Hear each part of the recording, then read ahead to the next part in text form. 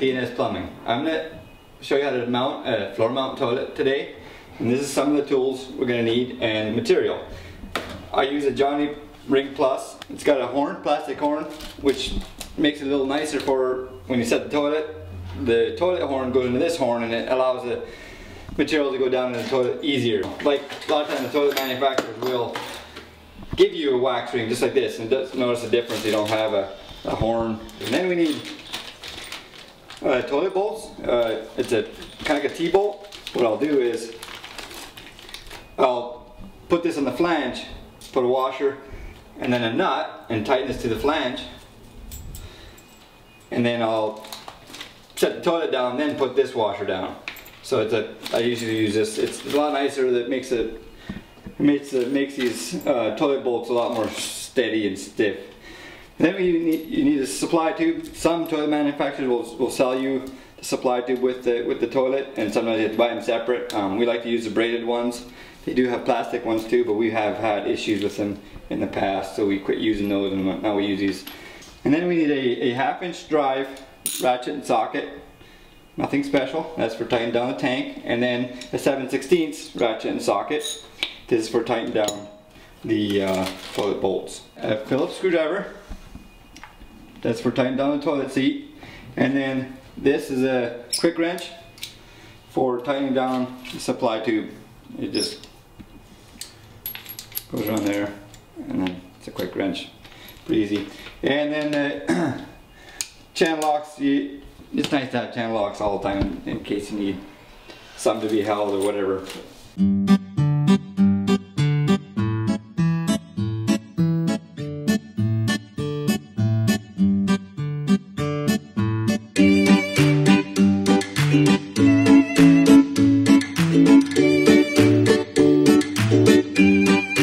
I like to put the toilet together before I set it in place. And in the tank you have bolts. They go in the 3 holes, these 3 holes. On the bottom of it, you got these 3 bolts. You go through these 3 holes and then they fasten from the bottom. It's good to go through and look the whole toilet before you install it. Sometimes during packaging you can get a crack in the P-trap here somewhere, or in the bowl. Little tiny little cracks. You usually see them. Sometimes they're hard to see and they'll leak later. Okay, we had 3 washers and 3 bolts. This toilet tank will sit down, and there's also a gasket. You got to make sure the gasket sits down good on here. These 3 bolts have to line up with the 3 holes on the bowl, like that. I'm going to take the washer and the bolt. I just hand tighten them on there for now. Another thing I like to put together when the toilet is out, not installed, is the supply tube. It's kind of in the back. It's a lot easier to tighten it now. Normally I tighten it down as tight as I can with my hand. Then I'll take my pliers and snug it up. Another thing I like to do is up here there's a nut that tightens down this fill valve. I like to make sure that's snug. So I'll turn that a little bit too. Sometimes we've had them where the toilet will leak right there. Here we have a toilet flange.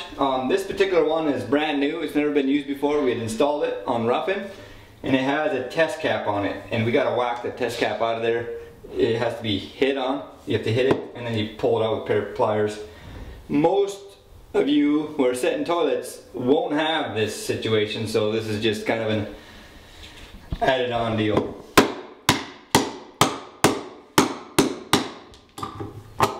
There we have it. And now from here, we're going to put our bolts right here and the wax ring right here, and we're going to set the toilet on top of this. As I'm working on the toilet, I'll turn this float level. I'll back it off a little bit because it seems like, I'll turn it like 3 times. It seems like almost every toilet manufacturer, when they set that thing in there, it's always a little bit high. So I'll just do it right now, and then when we fill it up, we'll adjust it better then. So we have the toilet bolts that need to go on. Like I showed you earlier, I have the 2-nut system. There's little grooves in the flange that these little flat pieces slide into, like so.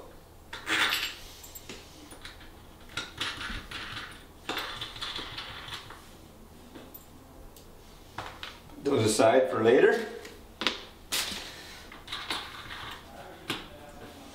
Then I make sure she's level, straight.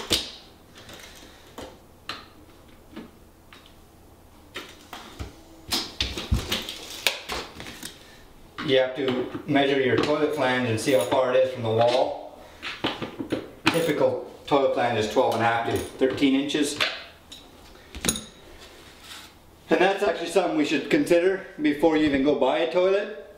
You want to measure how far from the wall your toilet flange center is. Because sometimes it could be 10.5, sometimes it can be 12.5 to 13, or they could be 14.5.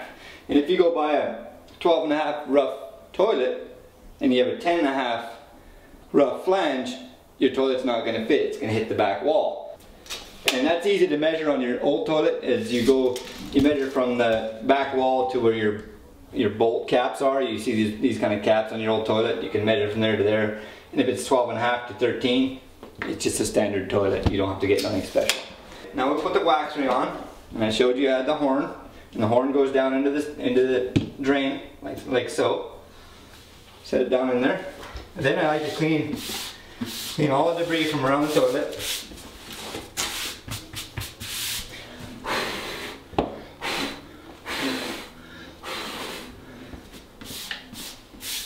So the toilet will sit down nicely on there. A toilet that's all made up, you don't want to carry it too far, but normally I like to straddle it like so, and I grab on each side of the toilet right behind the tank. Most toilets have a place to grab right there, and I grab like this and I let the tank rest against my forearms.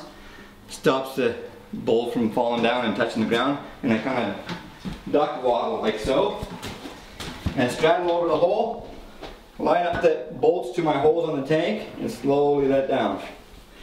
And it should sit up a little bit off the ground, like so. That means the wax is catching. If it goes right to the ground, then you got to put an extra wax ring, like I talked about earlier. And then what I do when I get it to this situation, make sure I got nothing in my pocket to scratch the seat, and I'll sit down on it and kind of work it. We're going back and forth to get that wax to squish down all the way. And it's a warm day today, so the wax is really soft, and it squishes down real easy. So that was easy. Sometimes it can be real difficult if it's cold out and that wax is hard. You got to really work it to get it down. Then I put this is a cap. This is for the cap to latch onto. So I put that first, then the washer, and the bolt.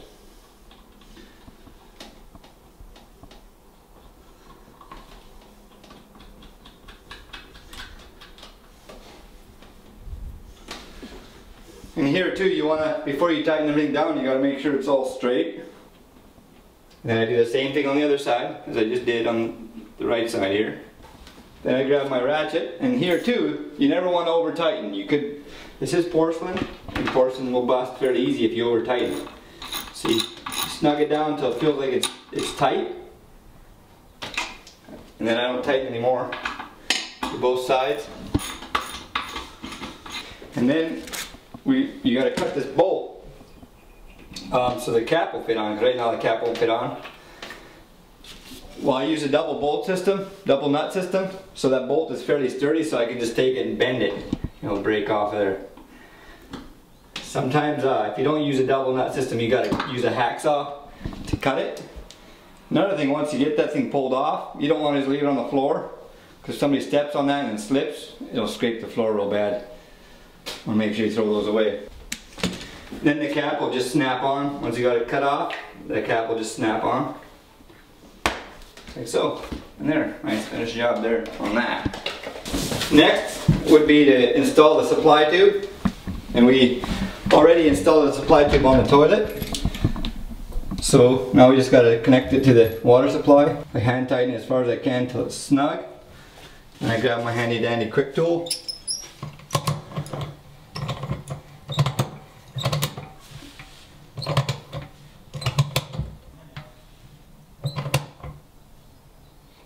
tighten it till it's snug.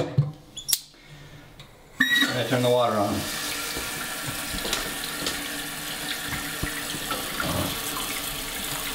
And as I turn the water on, I start looking around, make sure everything's, you don't have any leaks anywhere.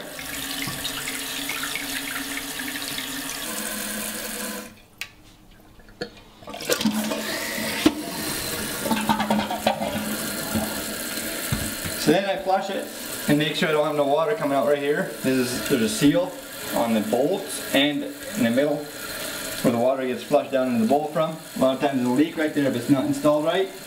Then I go under here on the floor, anywhere around the toilet, make sure there's no seepage. A lot of times I'll flush it 2-3 times and watch it, make sure we don't have no seepage, because sometimes it takes a little bit to notice. And also here's, if you didn't see the crack earlier, a lot of times you'll start noticing a seep of water from any cracks, and you'll feel it if you put your hand all over the toilet like this. Then we got to put the lid on. Can't forget that. I've forgotten it a few times. Gotten a call back, hey, what happened to that lid? Anyways, there's the lid. And then, last but not least, we caulk around the toilet. We put a caulk joint around this, all the outside of the toilet. And I like to leave a little bit in the back of the toilet uncaulked.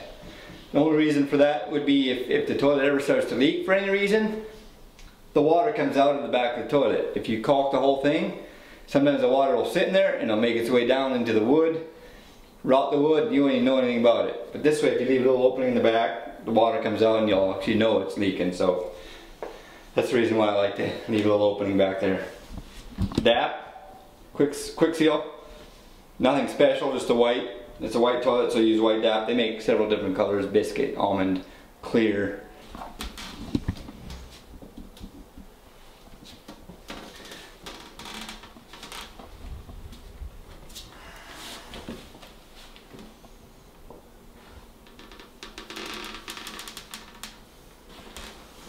I push the caulk under the toilet at the same time, and I wipe the excess off.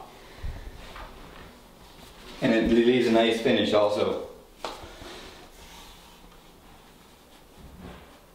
Makes it look nice and clean when you're done. And then I put the final finish with my own finger. It brings it a little closer. As far as I'm concerned, the smaller caulk seal you have, the better it is. Because no matter what kind of caulk you use, it gets a little yellow after a while. So the smaller the joint, the less yellow you'll see later on. Alright, one last thing to do is to test it out. And come on, get out of here. Ain't gonna have you watch me. Anyways.